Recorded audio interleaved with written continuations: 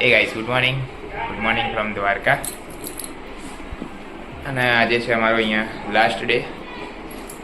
અત્યારે ફટાફટ બ્રેકફાસ્ટ કરવા જઈએ છીએ, પછી ચેકઆઉટ પણ કરવાનું છે અહીંયાથી.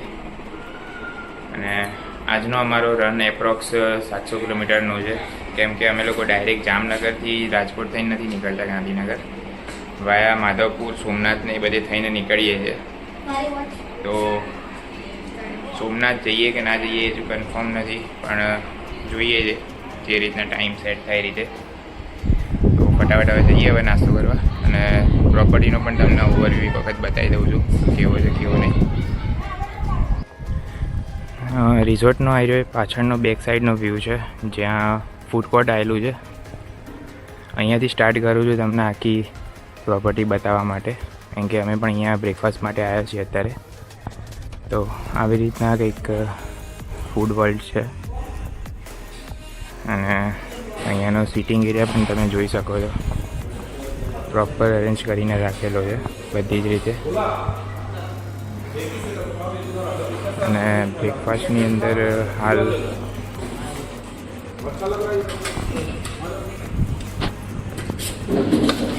આલુ પરોઠા છે, પછી પોહા છે, સેન્ડવિચ અને ખાખરા છે અને ચા છે. હા ઠીક છે. તો હાલ અમારો બ્રેકફાસ્ટ પાર્ટ ડન થઈ ગયો છે, અને અહીંયા આવી કંઈક શોપ છે જે હજુ ઓપન નથી થઈ. રિઝોર્ટ નવો જ ઓપન થયેલો છે. અમે આઈ થિંક 6 મહિના પહેલાં આવ્યા હતા, તો પણ અહીંયા જ રોકાયા હતા. બાકી આ સાઈડે તમે જોઈ શકો છો કે નાના છોકરાઓ માટે રાઇડ્સ વગેરે પણ છે.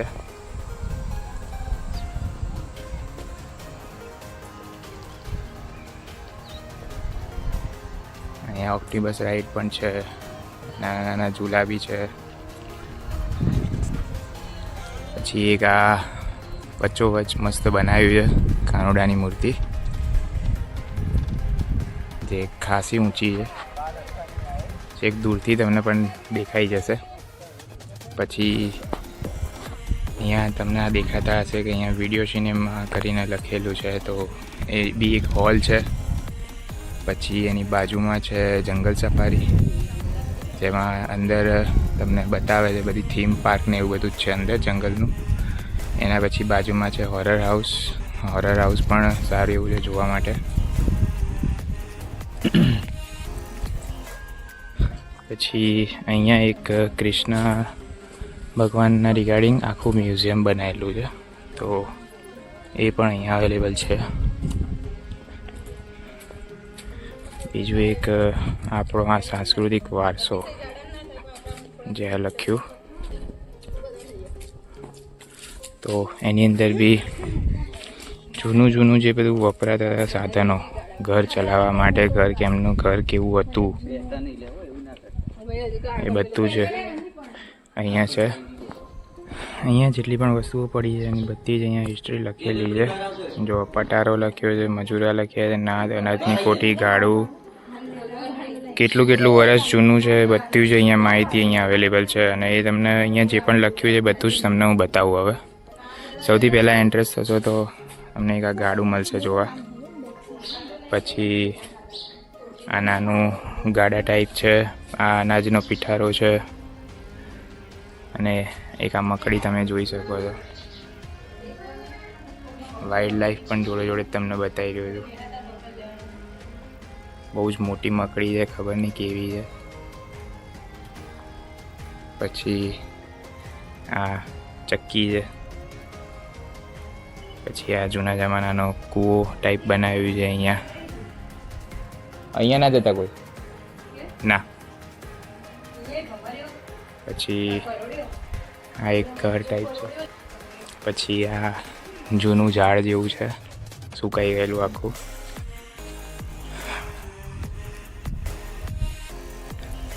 હા, જૂના જમાનામાં માટલાને બધું જે રીતના મૂકતા હતા તો એ રીતના છે. હા 2 મિનિટ. પછી ચૂલો છે જૂના. પછી આ ઘર કેવી રીતના હતું ને પારણું ને બધું અને અમારા મેડમ વચ્ચે વિડીયોમાં આયા કરે છે ઘડી ઘડી, ફોટા પડાવો. एहे रहा नहीं जाता, तड़प ही ऐसी है ना. नहीं, सुके. બાકી આ ખાટલો છે, આ હળ વગેરે છે જે ખેતી માટે યુઝ થાય છે. આ મસ્ત મોટું પારણું કહો કે પછી ગોળિયું કહો એ છે. અને આ બાજુમાં પીઠારો છે અનાજનો. તો અહીંયા જે પણ વસ્તુઓ લખી છે બધી જ અહીંયા અવેલેબલ છે, અને કેટલા વર્ષ જૂની છે બધું જ અહીંયા ડિટેલ સાથે આ લોકોએ મેન્શન કર્યું છે. અહીંયા ઓવરઓલ આખું છે આવું.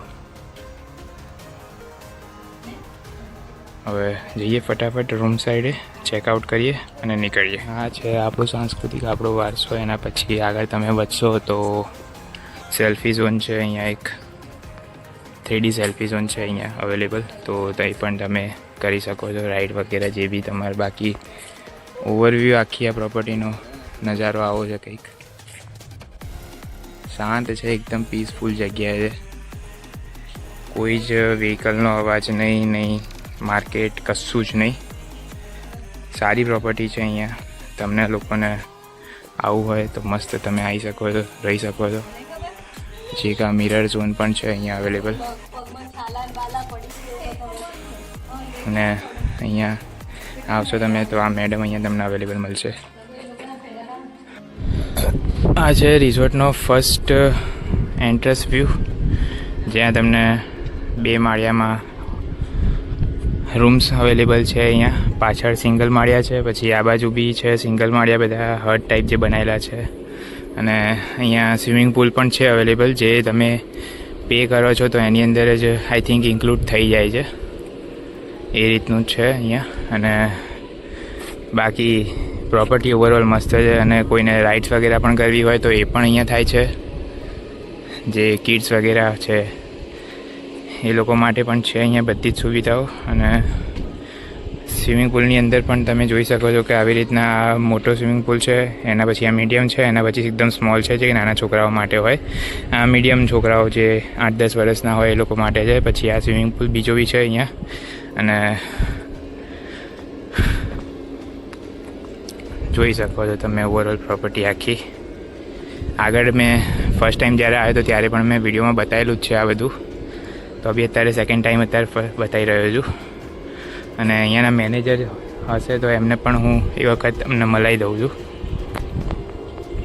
तो यहाँ पे ये सर आपको मिलेंगे, मैनेजर है यहाँ पे, सूर्या तिवारी सर नाम करके नाम है उनका. तो ये प्रॉपर्टी के रिगार्डिंग आप कुछ बता दीजिए.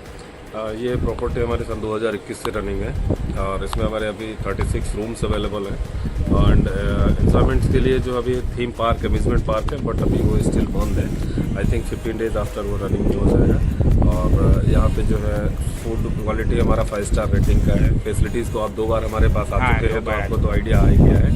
और ये मतलब लोकेशन बहुत अच्छी है, जिसमें आपको मतलब आदमी जो एक रिसोर्ट वाली फीलिंग सोचता है कि घर से दूर, नो पोल्यूशन, कोई साउंड इफेक्ट, एकदम नेचुरल. अगर आपको इंजॉयमेंट के लिए जाना है तो ये प्रॉपर्टी बेस्ट पीसफुल जगह है, जिसमें दोनों साइड में आपका नागेश्वर ज्योतिर्लिंग जो है हमारा यहाँ से 7 किलोमीटर मात्र होता है, और मेन द्वारिकाधीश का टेम्पल 8 किलोमीटर होता है. दोनों के बीच में ये प्रॉपर्टी बनी हुई है. और जो कि हमारे प्रॉपर्टी को और भी हाईलाइट करती है, हमारे कृष्ण जी जो है बीच आप पार्क में देखिए 51 फीट हाइट्स के हमारे कान्हा जी हैं, जो कि पूरे दुनिया में पहली मूर्ति है. जी ठीक है. और अगर हमारे व्यूअर्स को अगर आना हो तो लोकेशन वगैरह हाँ वो तो मैं डाल दूंगा डिस्क्रिप्शन में. हाँ बिल्कुल, आप कॉन्टेक्ट नंबर वगैरह शेयर कर दीजिए. और वैसे भी मैं बाइक राइड वगैरह करता हूँ तो बाइकर्स भी शायद आएंगे. मैंने सभी को रेकमेंडेड तो किया ही है. ठीक है सर, तो मिलते हैं. Thank you sir. તો હાલ હવે અમારી રિટર્ન જર્ની ચાલુ થઈ ગઈ છે. રિઝોર્ટથી બહાર નીકળી ગયા છે અમે. અને અહીંયાથી હવે સીધા દ્વારકાધીશ મંદિર થઈને દર્શન કરીને ફટાફટ નીકળીએ સોમનાથ સાઈડે. સોમનાથમાં રિટર્નમાં વચ્ચે આવશે માધવપુર. માધવપુર થઈને પછી અમે લોકો જોઈએ છે સોમનાથ જઈએ કે ના જઈએ, ટાઈમ ઉપર ડિપેન્ડ છે.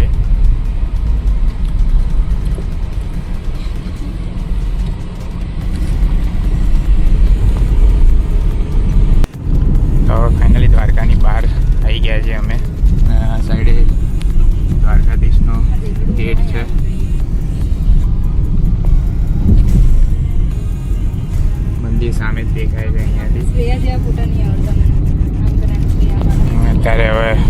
અંદર સોમનાથ હાઈવે લઈ લીધો છે અમે. સીધા હવે અહીંયાથી માધવપુર હોલ્ડ થશે. ત્યાં 5-10 મિનિટ નારિયેલ પાણી વગેરે પીને પછી આગળ વધીશું સોમનાથ માટે.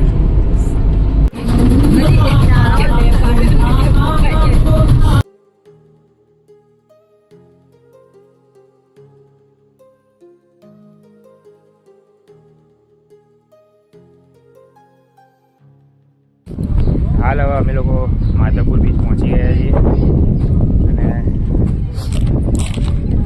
ત્યાં એ લોકો તો અંદર ફોટોગ્રાફી માટે જતા રહ્યા છે. પછી ગાડી તો અહીંયા પાર્ક કરી દીધી છે અમે લોકોએ અને હાઈવેની તમે એક્ઝેક્ટ સામેની સાઈડે જોઈ શકો છો કે અહીંયા બીચ છે.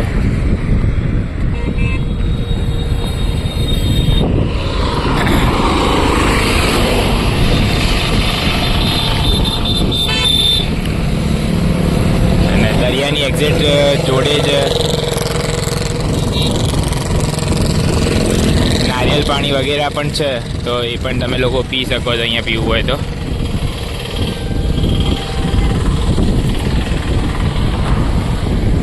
બાકી નેહા લોકો આ જાય અંદર ફોટોગ્રાફી માટે.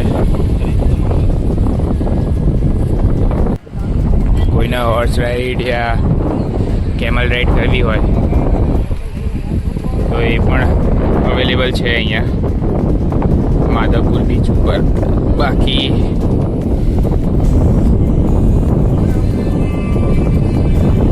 વિન્ડ નોઇઝ થોડોક વધારે હશે તો એડજસ્ટ કરી લેજો.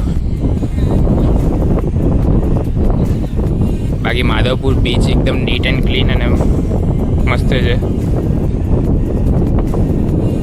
કોસ્ટલ હાઈવે પણ સારો થઈ ગયો છે હવે તો. વચ્ચે ચોમાસામાં અમુક બગડી ગયો હતો બટ અત્યારે ઓકે થઈ ગયો છે હવે ફરીથી.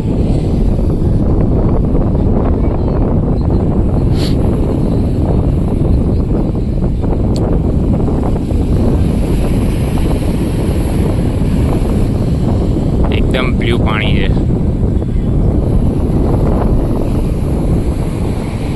અને આખો દરિયો ખાલી છે. તમે જોઈ શકશો અહીંયા કોઈ જ નથી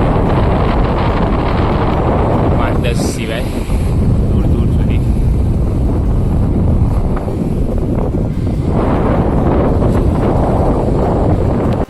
તો ચલો હવે આ મસ્ત નજારાને ટાટા બાય બાય કહેવાનો ટાઈમ અને નારિયેળ પાણી કંઈક પી લઈએ પછી આગળની જર્ની કન્ટિન્યુ કરીએ.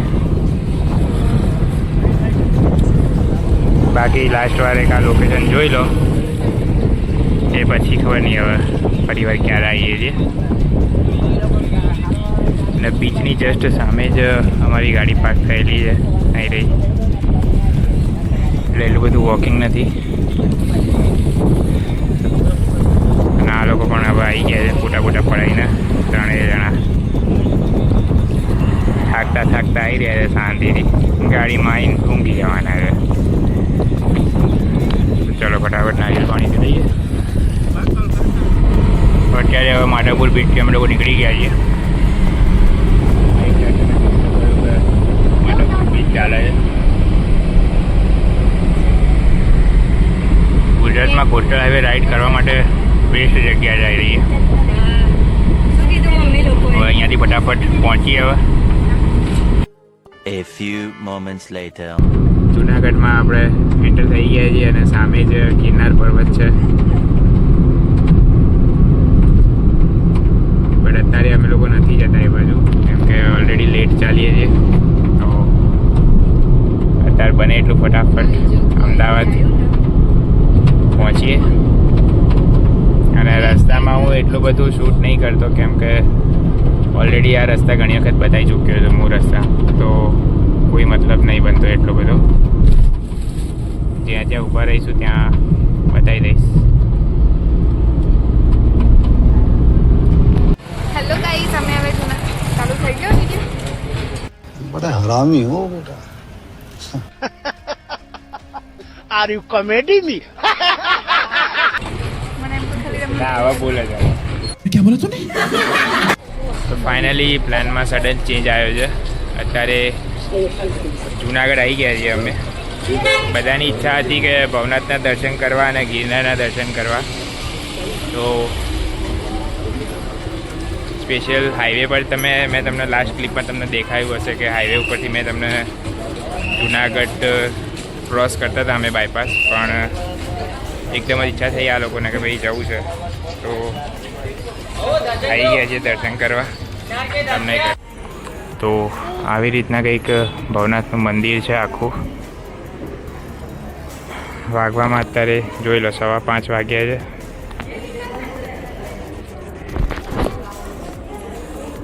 દર્શન કરીએ ને કરાવીએ તમને પણ.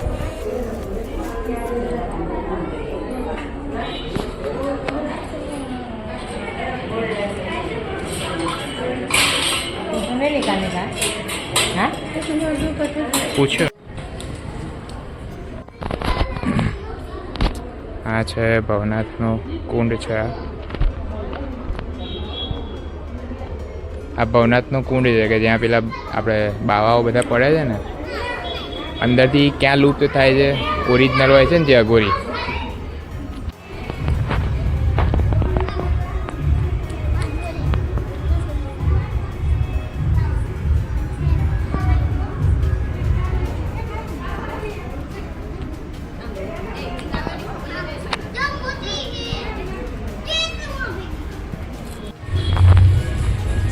તમે યુટ્યુબમાં ગમે ત્યાં ક્યાંય સર્ચ કરશો તો તમને આ કુંડની હિસ્ટ્રી તમને મળી જશે કે શિવરાત્રિના મેળામાં અહીંયા હજારો ને લાખો સંખ્યામાં સાધુ બાવાઓ આવે છે અને અહીંયા સ્નાન કરતા હોય છે.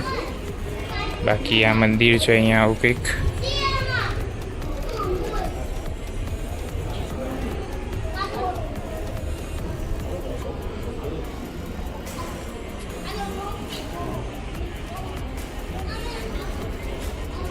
બેઝિકલી આને કહેવાય છે મૃગી કુંડ.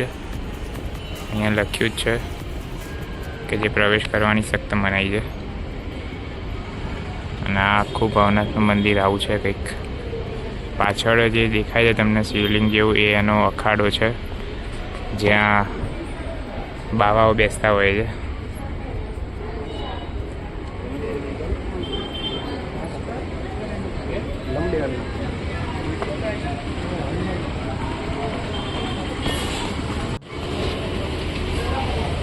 અહીંયા જોઈ શકો તમે કે સારી એવી આકૃતિઓ અને મૂર્તિઓ બધું જ મૂકેલું છે અહીંયા.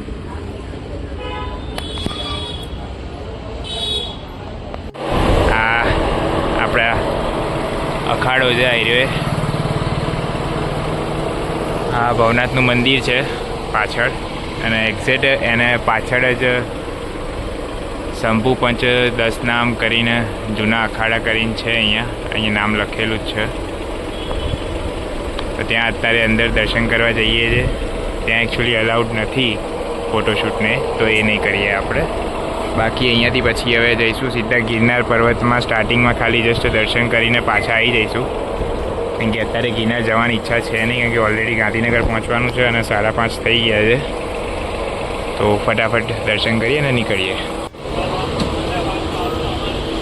તો હાલ જૂનાગઢના ગિરનાર પર્વતની જ્યાંથી સ્ટાર્ટિંગ થાય છે પોઈન્ટ, એ જગ્યાએ તો આવી ગયા છે. ત્યાંથી હવે દર્શન કરીને ફટાફટ પાછા રજવાડીમાં ઊભા રહીશું, ચા નાસ્તો કરીશું, પછી ડાયરેક્ટ નોન સ્ટોપ ગાડી જશે. બાકી અહીંયા એક બોરદેવીનું ચેકપોસ્ટનું આ વન વિભાગનું છે, એની અંદર પણ એક માયાદેવીનું મંદિર છે. ત્યાં પણ જવાની ઈચ્છા છે, પણ બાઇક લઈને આવીશું ત્યારે આખી, અત્યારે નહીં. તો હાલ અત્યારે હવે જુનાગઢથી રિટર્ન થઈએ છીએ અને વાગી ગયા છે 6:30. હવે જોઈએ અમદાવાદ કેટલા વાગે પહોંચીએ છીએ. અને આઈ થિંક ચોટીલા કે એવી જગ્યાએ ક્યાંક ઊભા રહીને શાંતિથી અમે જમી પણ લઈશું. અને આ લોકો જોવા નાટકો કરે પાછળ.